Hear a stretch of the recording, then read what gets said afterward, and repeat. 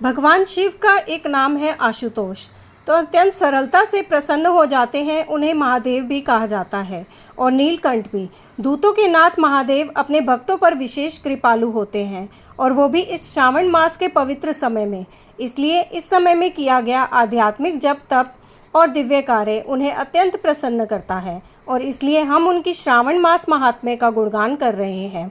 तो चलिए आज की कथा आरंभ करते हैं। शिव बोले, हे सनत कुमार, अब मैं आपसे शनिवार व्रत की विधि का वर्णन करूंगा, जिसका अनुष्ठान करने से मंदत्व नहीं होता है। श्रावण मास में शनिवार के दिन नृसिंह, शनि तथा अंजनी पुत्र हनुमान, इन तीनों देवताओं का पूजन करना चाहिए।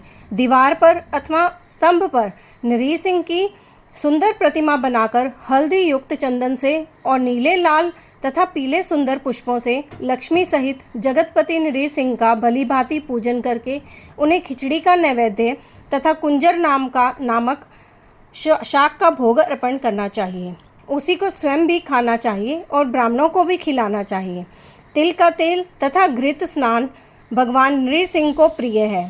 शनिवार के दिन तिल सभी कार्यों के लिए प्रशस्त है।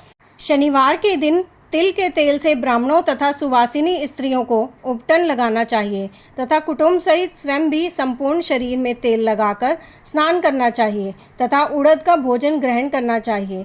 इससे भगवान नृसिंह प्रसन्न होते हैं। इस प्रकार श्रावण मास में चारों शनिवारों में इस व्रत को करना चाहिए। जो ऐसा करता है उसके घर में स्थिर लक्ष्मी का वास रहता है और धन धान्य की वृद्धि होती है।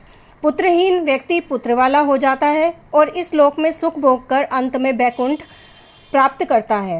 नृसिंह की कृपा से मनुष्य की चारों दिशाओं में व्याप्त रहने वाली उत्तम कीर्ति होती है।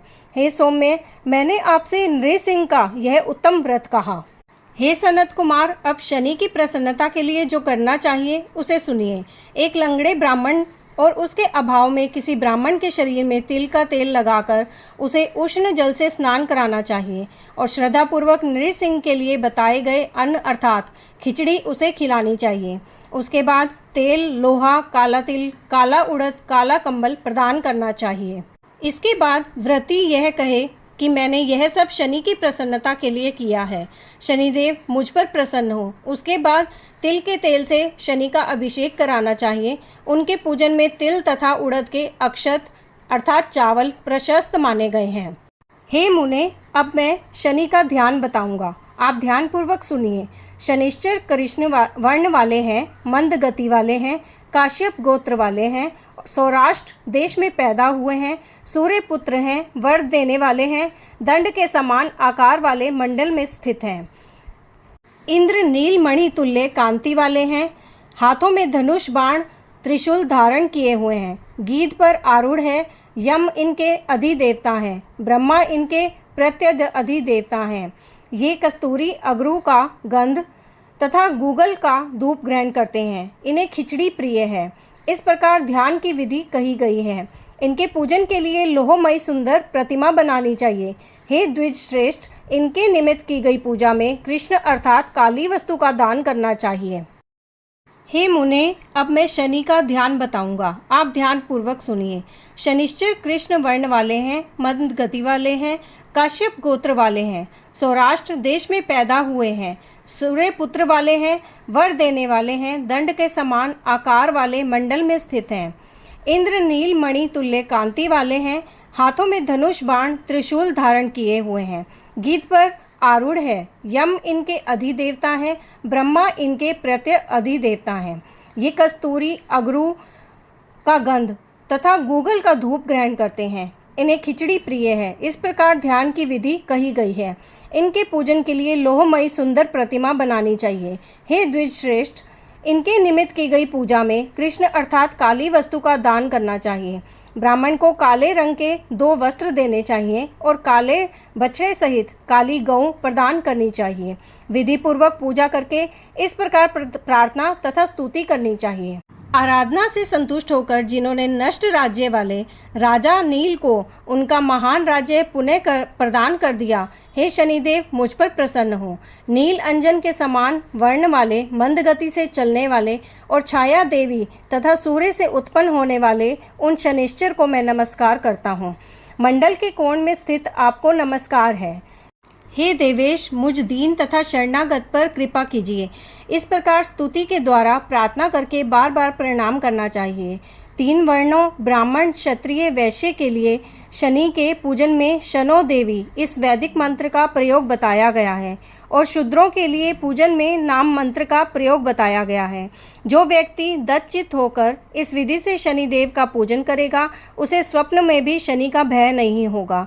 हे विप्र, जो मनुष्य श्रावण मास में प्रत्येक शनिवार के दिन भक्तिपूर्वक इस विधि से व्रत को करेंगे उन्हें शनिश्चर के द्वारा लेश मात्र भी कष्ट नहीं होगा।